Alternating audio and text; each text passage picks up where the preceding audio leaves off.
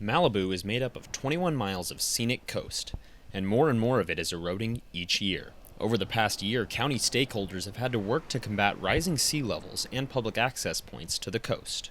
Erosion is very unpredictable. While you might be able to get a general idea of where the wave energy is directed, you never know for certain. In late August, the Point Dume access road, leading to what locals call Westward Beach, washed away after high tides. So we piled up a bunch of sand so that the waves would eat at the sand and not actually at the bluff. And, well, the waves obliterated that. Beaches and harbors hastily reconstructed the road. Caltrans found themselves in a similar situation in 2016 after a winter storm damaged Highway 1 near Big Rock Drive. 5 years later, Caltrans looks to implement a more permanent solution to its temporary fix. Is the shotcrete wall is being undermined right now actively.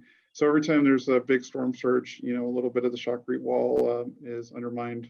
Gunter said a secant wall will replace the current structure and should last a lifetime. That's more of a long-term, probably in the 75 to 95 year time frame. That's about how long one of these walls were designed to last. While these projects protect roads, they don't protect the coast. The Bay Foundation keeps their eyes on the sand, and more directly, its plants, to armor the coastline.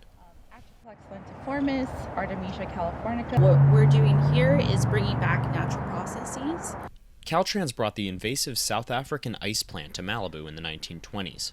The Bay Foundation is restoring natural habitats by seeding native plants.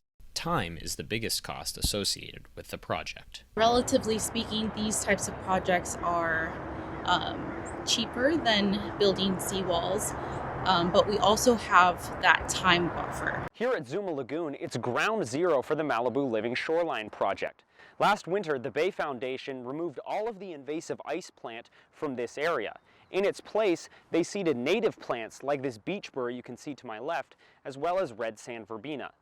These plants are beginning to take root, and while these changes are evident, some of the topographical changes may take a few years to take shape. Look at our Santa Monica Beach Dune pilot project. We've seen an increase of 1 meter in sand sediment there, but that was over 5 years. So we're looking at a similar timeline there. The Bay Foundation keeps looking to grow its work, with a new Living Shoreline project starting in LA this winter. Until then, Malibu residents can keep their eyes on the shore as beaches continue to narrow.